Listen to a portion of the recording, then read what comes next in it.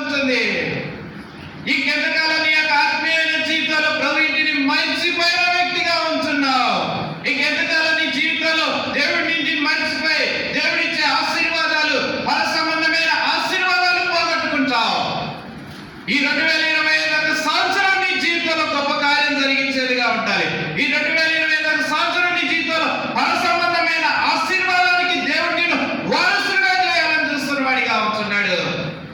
ప్రియమైన వాళ్ళనా, ఈ దినం నీ యొక్క జీవితం ఎలా ఉన్నది?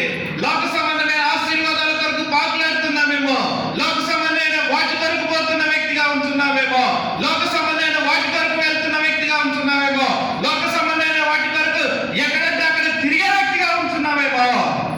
ప్రభు కోరుకునేది ఏమిటి? ప్రభు ఇచ్చేది ఏమిటి?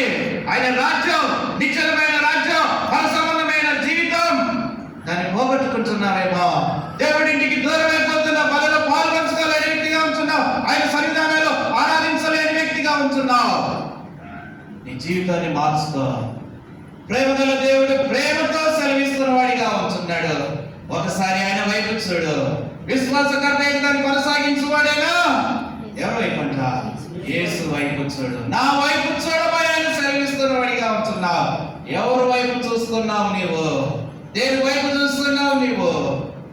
మన జీవితం, మనము ఎలా ఉన్నా? లోకం వైపు చూస్తే ఏమి లేదు. దేవుడు నిన్ను మర్చిపోలేదు. యెహోవా మమ్మల్ని ఏం కాలేదంట? మర్చిపోలేదు. గత సంవత్సరం మర్చిపోలేదు. ఈ సంవత్సరం కూడా ఆయన ఏం కాడంట? మర్చిపోడు. అయితే నువ్వు మర్చిపోతున్నావు. దేవుడు ఇంటి నిన్ను మర్చిపోతున్నా.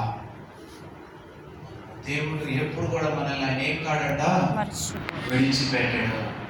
మన జీవితంలో ఆయన మర్చిపోయినామేమో, అందుకనే మరలా గుర్తు చేసుకున్నాడు.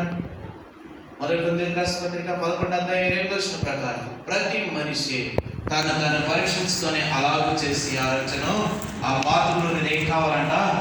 రావాలి. ప్రతి మనిషి పరీక్ష.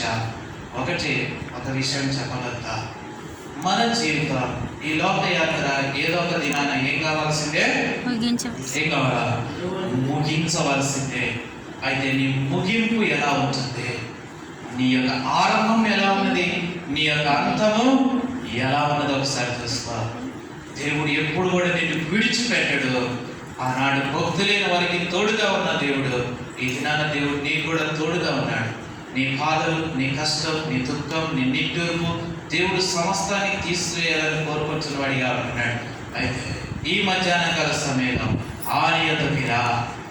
నీ పాప యొక్క స్థితిని, నీ యొక్క జీవితాన్ని ప్రభు దగ్గర